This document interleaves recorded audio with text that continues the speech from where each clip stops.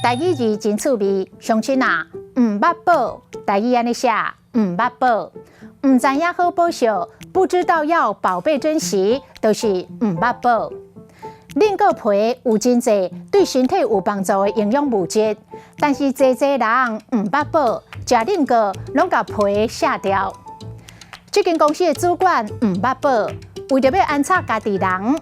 竟然甲认真负责的资深员工逼走，这是公司的大损失。你真正毋捌宝，山内看做姜母，山内是一种的食物，会当做香料，甲筋抓来啉，嘛是真好的健胃剂。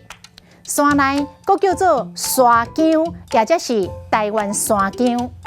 真侪人会甲较珍贵的山内误解做一般的山姜，所以才有这句古早话。毋捌宝，山内看做姜母。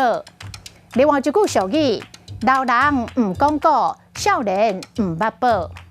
老大人无讲故事，少年人毋知好保守。也就是听老大人讲故事，才知觉到原来老人有遐侪知识甲经历，是少年家毋知毋捌的。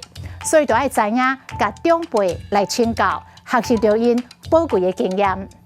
今仔日的台语字。毋捌宝，实在真趣味。